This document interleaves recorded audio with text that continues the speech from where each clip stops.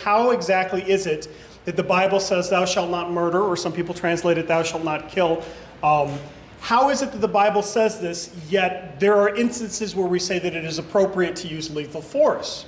And Dr. Joel Bierman took the position that a Christian should never use lethal force to defend themselves, and should be very hesitant to use it in a case to defend others, and should never use it in the church even to defend others.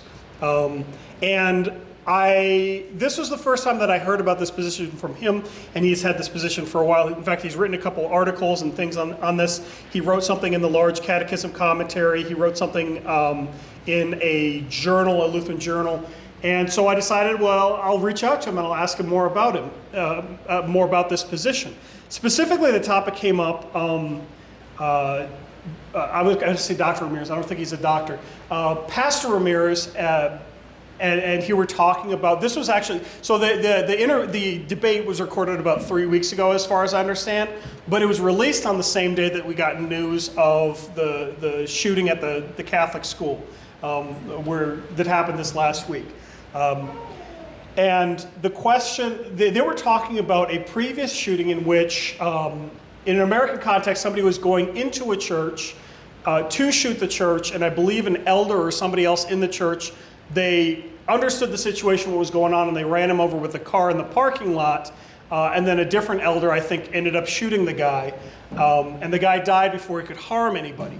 And the question is, was this a good thing? Was this a heroic act by the elders to defend the people in the church, or was this a bad thing because the church is there to give the gospel to the people, and this was contrary to the gospel? And this is kind of what the argument started out with, whether or not the use of lethal force should be even considered, specifically within the church. And Dr. Joel Bierman's argument is essentially what I laid out before, but in addition to that, in the church, in the congregation specifically, he said that if somebody uses lethal force even to defend fellow Christians, they are violating, how would I put this? That this is a place of the gospel, this is a confession of the gospel, we are confessing Christians of the gospel, and like the Christians who died in the Colosseum, for example, who died under Nero, who died as a result of persecution, is that the Christians within the context of the church should be willing to die without fighting back with lethal force. So far, I don't want to go beyond what he actually presented, what his actual position is. The conversation went on. Ramirez asked him, "Okay, let's throw out a hypothetical example about using lethal force. Let's throw out a hypothetical example where a woman is being assaulted by a man. Does she have the moral authority? Does she have the moral freedom to shoot her attacker, to kill her attacker?" And he says, "Well, she can." Dr. Bierman says she can fight back, she can resist. And Ramirez said, "No, I mean kill him. Can she shoot to kill him?" And he says, "Well, she can shoot him, but where she aims with the gun and everything." So it got kind of confusing there. So that was kind of the point in the debate where I was like, "Wait, hold up, what?" So I found out later that this is that Dr. Joel Bierman has had a more fleshed out position than he was able to give in this debate. That was kind of just a snapshot of one of the aspects of it that was particularly striking. But here's the thing, just because something is offensive and shocking doesn't mean it isn't necessarily biblical. So I wanted to dive into this before I just had a knee-jerk reaction, say, you're wrong, and I'll figure out why you're wrong later. I decided to dive into it. I started emailing Dr. Bierman and having a conversation back and forth, and it's still ongoing. We're not done with the conversation.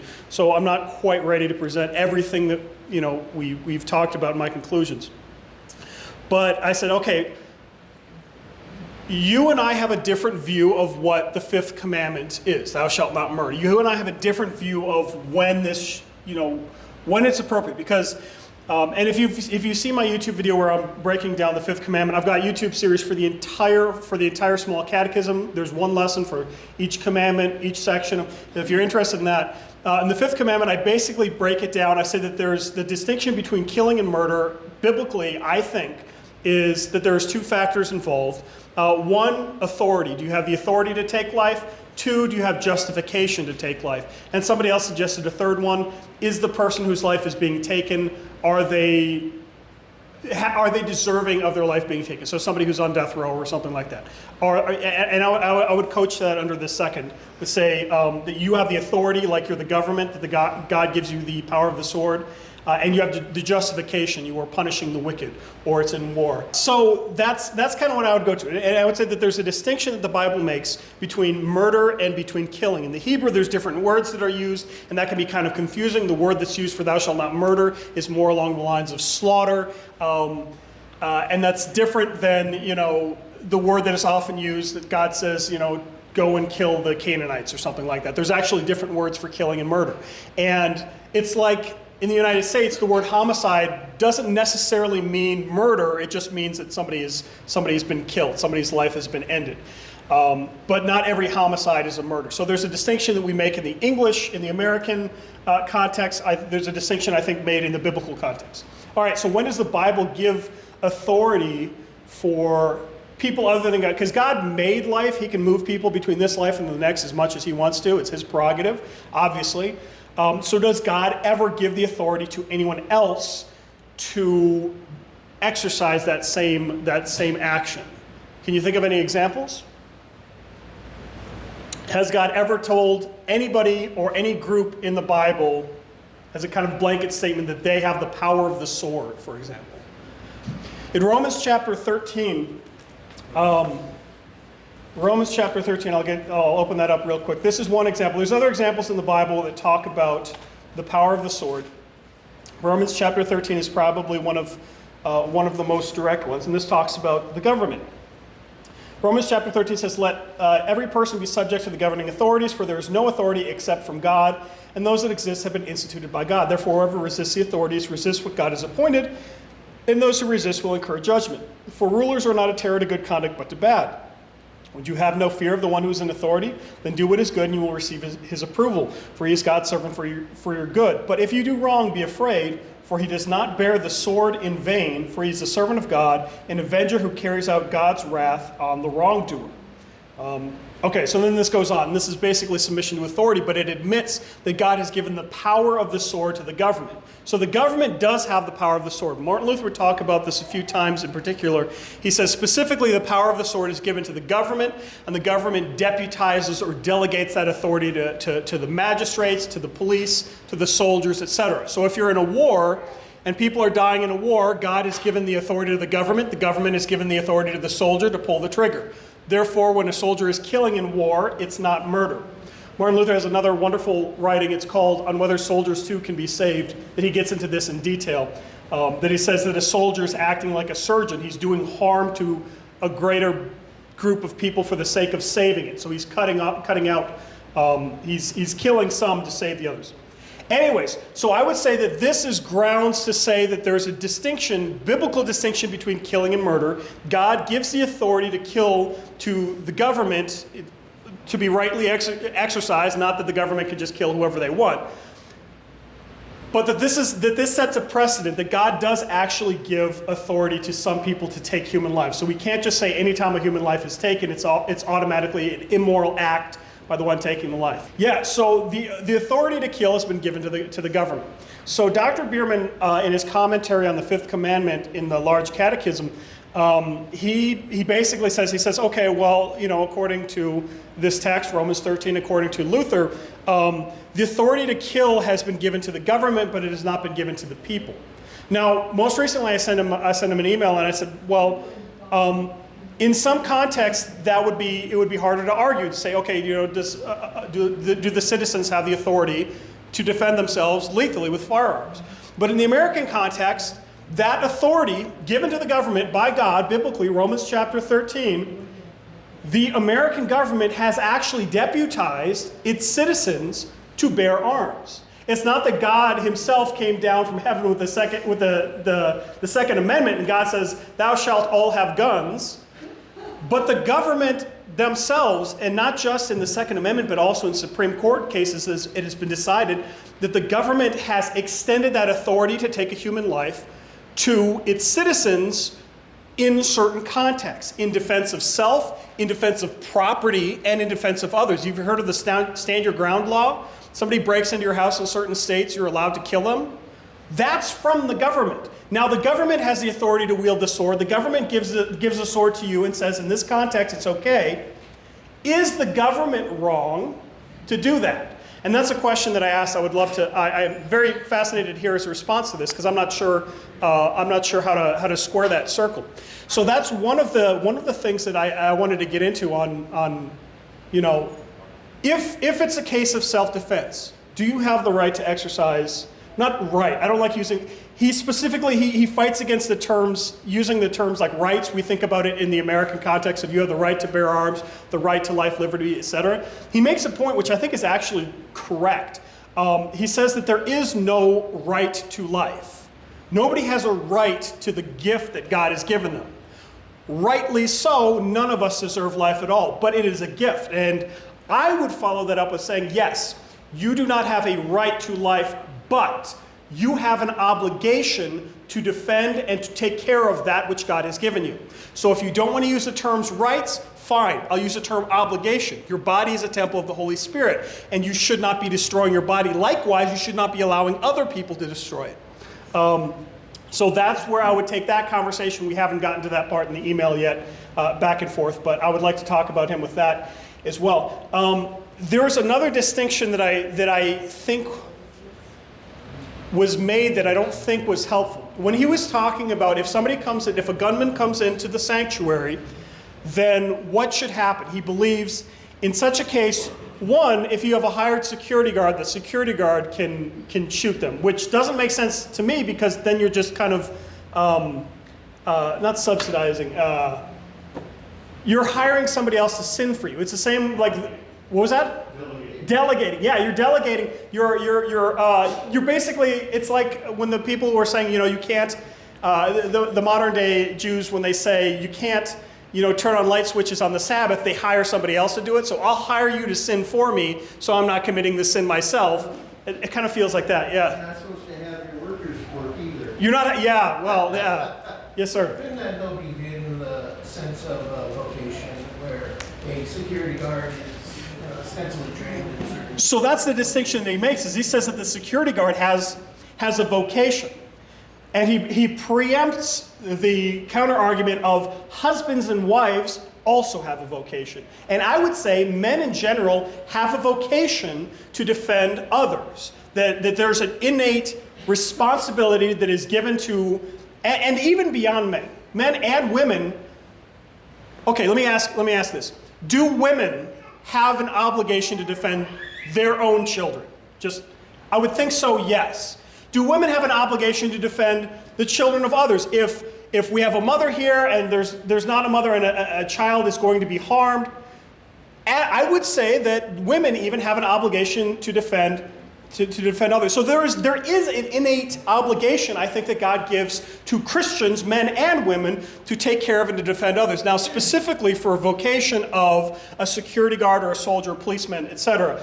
But I would say that also husbands and fathers and American citizens, by the government giving that authority, have the obligation to defend others. Yes, ma'am. If you can defend yourself or those children without murder, yes, then that's the road you should take. and that's the part that I agree with him on as well. That the default position and the preferable position should be, if at all possible, if you can employ non-lethal means to stop this, then you should do that. Let's say somebody's trying to break in, and we can stop it by locking, like let's say we got bulletproof windows or whatever, and we can lock the doors and the police are coming and we're not worried about them running off to a different church to hurt somebody else there. Okay, that would be 100%, that would be preferable. And that should be the default position. And I completely agree with Dr. Bierman on that. That if you've got a situation where you can prevent it or you can end it without escalation of force, then you should do that. That being said, those who are familiar with, yes, sir. just throw in there, if you wounded the person to where you can't do anything. Yeah, okay, yeah, that's a good point too. So if you've wounded the person, so in one of the verses that's brought up in the Bible, I believe it's Matthew 25, Jesus talks about the eye for an eye passage. If somebody strikes you on the cheek, turn to them your other cheek. And he and Martin Luther would both use this as an example of saying that you as a Christian, if somebody is going to do you harm, you do not have the authority to bear the sword on your own behalf. You can defend others, but you can't defend yourself. I would say that that's a misapplication of the text. In the text, if someone strikes you on the cheek, then offer the other cheek. So this is about retribution and how you should not get revenge on people. You are not, vengeance is mine, says the Lord. You are not God's agent of vengeance. So if somebody comes and they shoot, they kill, God forbid, they kill somebody in the church or they kill a family member, you do not have the authority to then go to their house and kill one of their family members. So that is obviously a sin.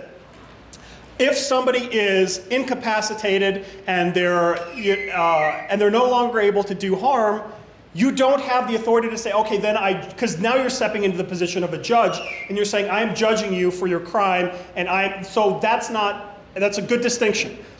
That's not what I'm arguing for here. What I'm saying is a preventative measure. If somebody is going to do harm, not retribution, not judgment, but prevention, I would say the Christians have the obligation to prevent somebody from sinning, committing the fifth commandment, and two, prevent others from suffering insofar as they can, and prevent themselves from necessarily being the victims as well. A distinction that Dr. Bierman made that I don't think I told him I don't think it's accurate, I don't think it's a helpful distinction, because it's not a biblical distinction, is the distinction between kind of active lethal and non-lethal force. Now there's, to a degree, yeah, you lock somebody out of a building, that's fine. But his idea when Pastor Ramirez was talking to him is he says, no, you shouldn't shoot them, you can resist. So if they come in, if they come into the church with a gun, you can tackle them or you can knock them down with a baseball bat, he says. And in my mind, I just immediately started thinking about the Teenage Mutant Ninja Turtles. Teenage Mutant Ninja Turtles, there's 4 turtles, and 2 of them have sharp weapons, and 2 of them have blunt weapons. And if you ever watch the cartoons, the ones with sharp weapons never ever use them on humans, because sharp weapons kill. And in the Teenage Mutant Ninja Turtle universe, you can whack somebody with a stick as hard as you want, and they'll only get knocked out and harmlessly wake up in a jail cell later. Batman does the same thing. He refuses to use guns, but he'll punch somebody until, their teeth are scattered all. But it doesn't, it's a Hollywood idea that as long as you use blunt force trauma, you're not killing people, you're just, it's less than lethal means. Right, but the reality is that how many times have you seen videos of protests and riots where somebody hits somebody with a bike lock, somebody hits somebody with a skateboard, and they die? Somebody hits somebody with a baseball bat. That is a lethal weapon. So if your idea is, well, I'm going to come and I'm going to hit them with a baseball bat and that's okay, I'll never, ever, ever kill them. No, you're using this. This is the same as if you shot them with a gun. If you hit somebody in the head with a baseball bat, you can kill them just as easily. A snake on my property learned this the hard way after I shot him and he didn't die. And I pulled out the shovel and he very much did die. I don't think, and I'm not entirely sure if this is where Dr. Bierman is coming from, but he seemed to have this distinction of, well, you're allowed to fight back, but you're not allowed to use these tools to fight back. You have to use these tools to fight back. And I understand it is a very popular misconception, but anybody who's worked in the military or with the military or law enforcement knows that if you've got a police officer, for example, and somebody's coming at the police officer with a hammer, oh, well, that's a blunt, that's Donatello. It's a blunt object. It's not gonna stab you, therefore you're not gonna die. No, that's a lethal weapon. The police officer will respond by using his gun on this person, and that's entirely appropriate. And the police officer in this case doesn't say, okay, well, let me use my Hollywood prowess and karate chop the hammer out of his hand, or if there's a gunman, let me karate chop the gun out of his hand, or, they don't calculate the least possible effective use of force. They don't say, okay, if I just, if I bounce a bullet off the wall, it'll be slower, so if I hit him in the leg, I'm going to shoot the gun out of him. You never see in police shoot in something where police is defending people that the cop is shooting the gun out of somebody's hands. You don't see them aiming for the legs, because we understand as real people in the real world that in response to lethal force, you have to use an extreme amount of force. They will empty an entire magazine into a subject, not saying, well, if I shoot him one time, that'll be fine. Or maybe if I shoot him 2 times, that'll be fine, because sometimes they can keep coming. You don't know how people are going to react to trauma like that. So this idea, I think it's just a completely unrealistic idea, first of all. And I don't think that there's a biblical distinction either. It's an unrealistic idea because you saying, okay, well, if a shooter comes in, I'm going to tackle him. Okay. How exactly do you think that's going to go? Do you think the gun's going to go flying out of their hand? 100% of the time? 75% of the time? 50% of the time? What percentage are you banking that your action is going to stop them? However, if you shoot them with an entire magazine, probably 99% of the time they're going to stop. So if your goal is to get them to stop from murdering people, you probably have to do more force than is necessary. But you don't know how much force that's going to be until you do it. Gonna miss half your shots. You're probably going to miss half your shots too. Yeah, so this idea of, well, I'm just going to shoot him with a slingshot with a rubber bullet, it's not realistic. It's not, anybody from the profession of arms knows that this is not how things are done. That it's just not, it doesn't work like that.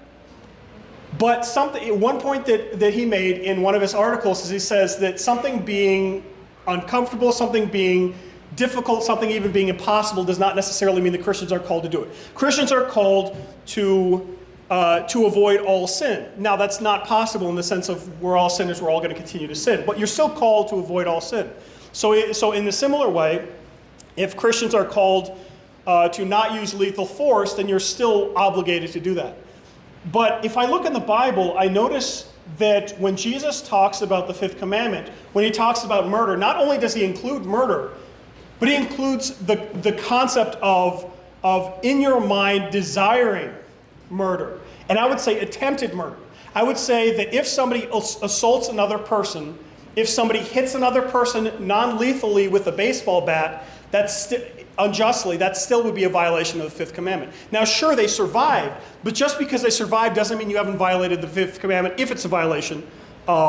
Just because you used a baseball bat. You're like, yeah, you standing before God, or yes, officer, I didn't murder them, I attempted murdered them.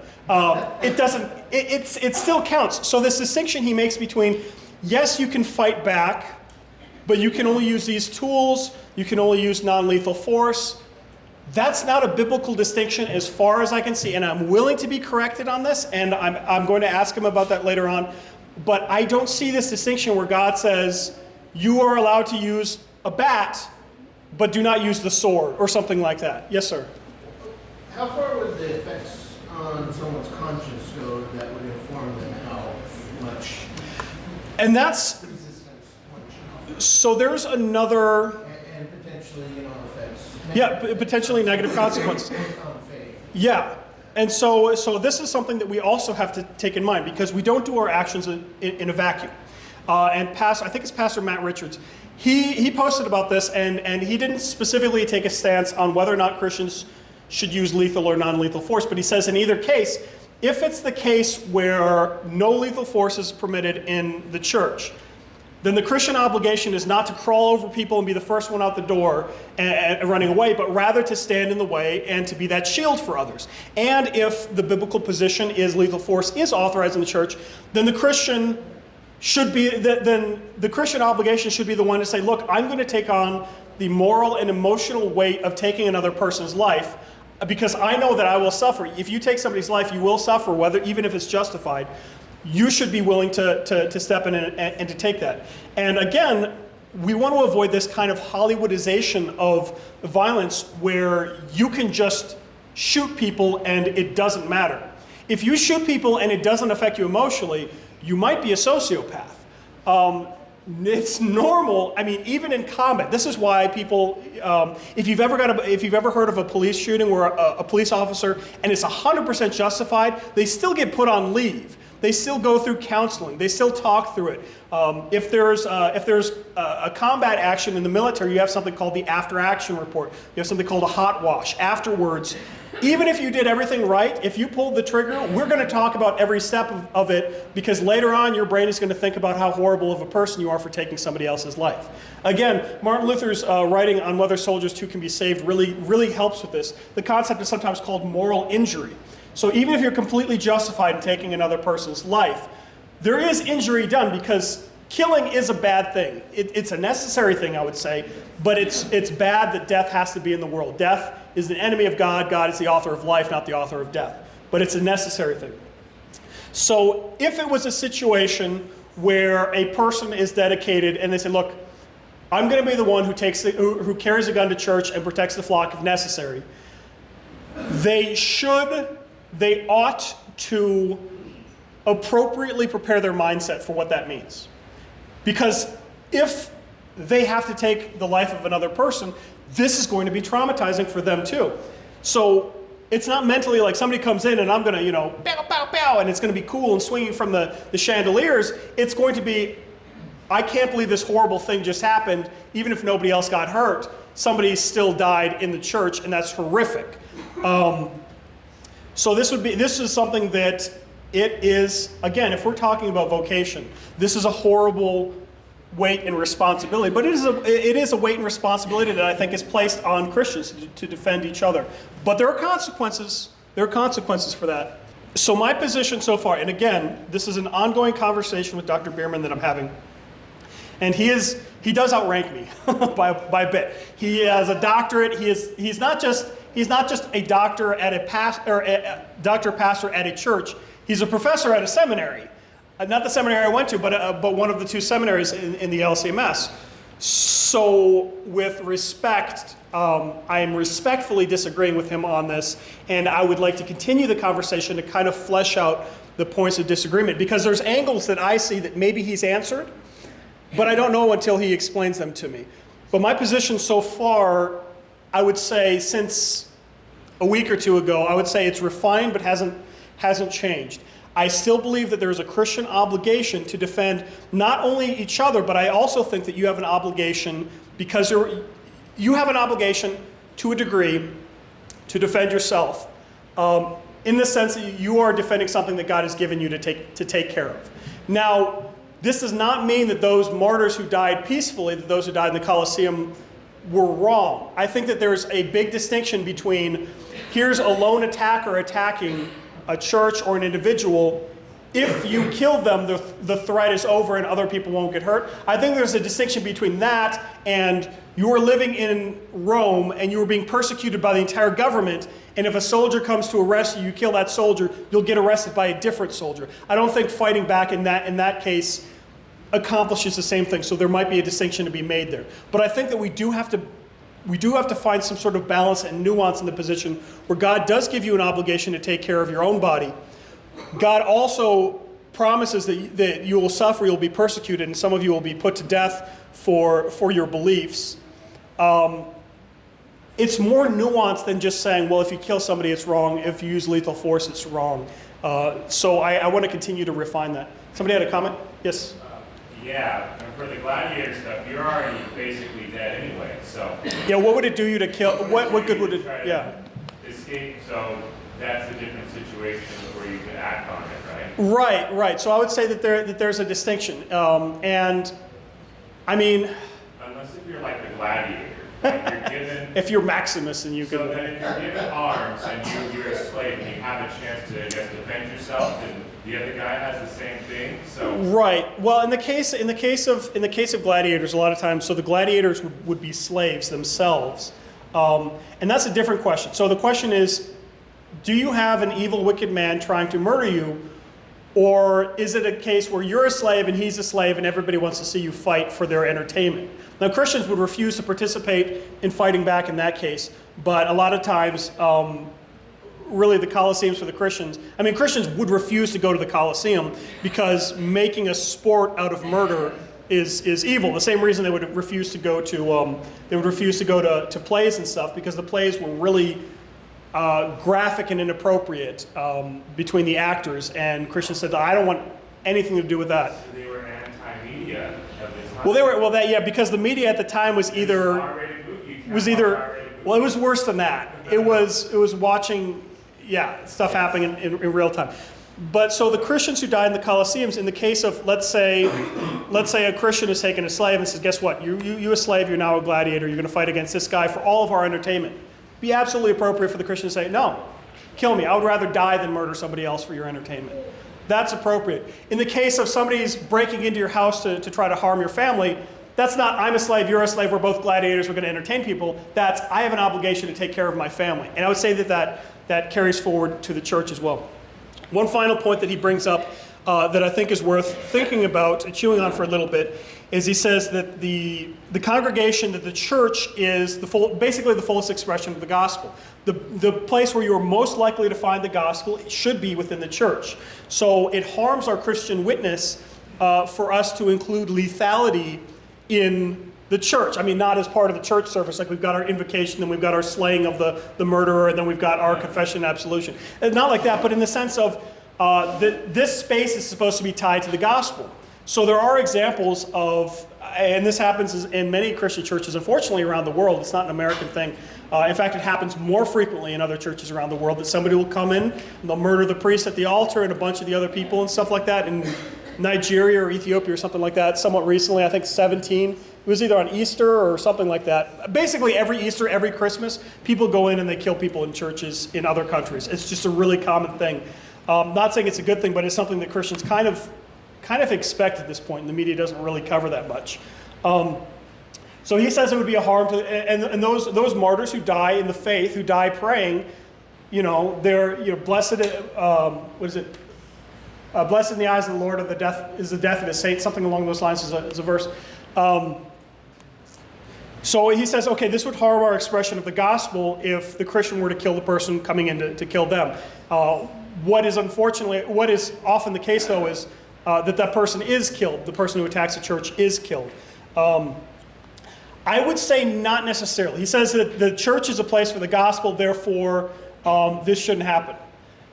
I would say, okay, is it law or gospel, if we want to make that distinction here, is it law or gospel that God has given the church fathers and husbands and men and women who are willing to put themselves in harm's way and willing to endure the emotional weight of taking another human life for the sake of defending others?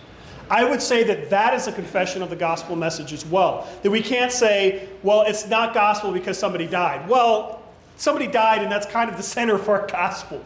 In this case, it's not an innocent person dying who comes in, but it is an act of self-sacrifice for somebody to stop a murderer breaking in, even using lethal force.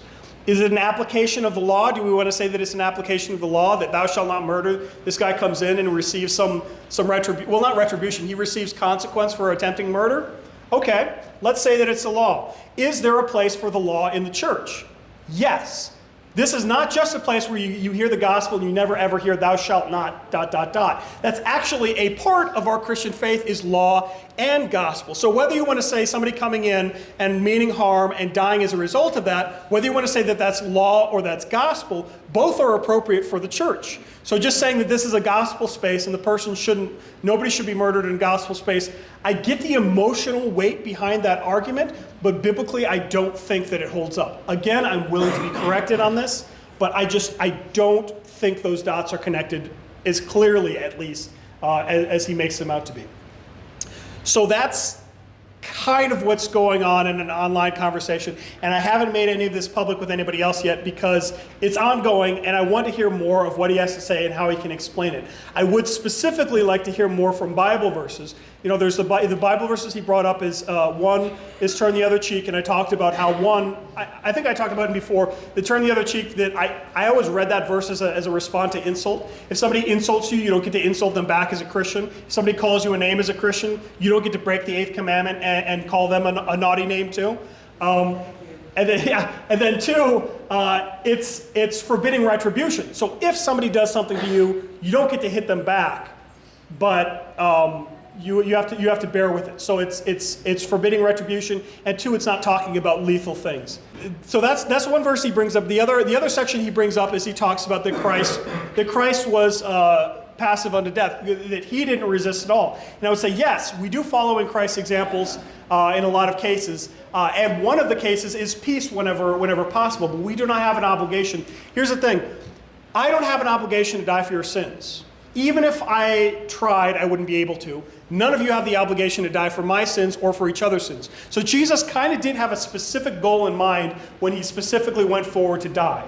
In fact, when people would prevent him, like Peter says, don't go to the cross. He says, get behind me, Satan. Jesus didn't punch him in the face or anything like that. But Jesus specifically was going to die. His goal was to die. That's not your goal as Christians, to go and die. You're not dying for anybody's sins. So I would say that it's a different case. Now there is a case for, and Robin pointed this out before, that lethal means should be a last resort. That preferably, default position, ideally, if you can defend other people without killing somebody, then that gives this person more time to hear the gospel, more time to hear the law and repent. Yes, 100% agree with that. That being said, I don't think that there's a one-for-one that necessarily means that every Christian should seek out death, just like Christ sought his own death on the cross. Should Christians expect to die for the gospel? Yes. Are there many cases in which Christians should die? Every case, a Christian should die rather than sin. If the choice is between sinning and dying, the Christian should die. But I'm saying I don't think, according to the text so far, and I'm willing to be corrected, I don't think defense of self and defense of others in cases that we talked about, I don't think that these qualify as sins based on what I know from the Bible so far. And again, I'm willing to be corrected on this, but I don't think that you are being presented with a choice of either sin or let the murderer kill as many people as you want. I don't think that that's the choice that's before us here. I think that's correct. So, I mean, you have Joshua with Jericho. Clearly what happened in Jericho. The whole place was set on fire. Right. Only one family was saved. yeah, And then you also have Gideon, right? Gideon had very clear commands from the Lord, right? He was chosen as a holy hero. so yeah, and Dr. Bierman would probably make the distinction that these specific people were specifically told to kill, so they were specifically given that job. Yes, but I think, if we go to like 1 Timothy, and it's very clear there, right? You're to take care of your family. Yeah. Right? If you do not, it doesn't matter what else you've done. Sure. You immediately fall into the stack. And here's the problem, is we have the verse about turn the other cheek. We don't have a verse about you should never use lethal force to defend yourself or your family. You do have a verse about go and buy swords, Lord, we have 2 swords, and that's confusing what exactly is meant by that. You do have the verse where Peter cuts off Malchus's ear, and Jesus says, live by the sword, die by the sword. In that case in particular, I'm not saying, the way I read that is Jesus is stating a reality. If you live as a man of war, that's probably how you're going to die. That's not necessarily saying that every single time somebody this is not a condemnation of every soldier, that every time you pick up a weapon that you are sinning. This is rather saying, if you are a soldier and your entire life is built on shooting and not getting shot, you're probably going to die getting shot. It's just a reality that if this is how your life is, if you live a violent life, justified or unjustified, expect a violent death. I think that that's more of a warning to Peter rather than saying, Peter, I told you, no swords ever, no swords, no weapons, period. That's not what happened. So, with that, I'll be interested in learning more about this position. But so far, I think that this is kind of where I'm at biblically. And again, I'm willing to be corrected. I'm not pretending like I know everything. And this is a guy who has a lot more education than I do, and is teaching other people at a higher level than I am. So it is 100% expected that he knows a lot more than I do on this issue. But I'm willing to talk about it biblically just in case. With that, let's close with the doxology.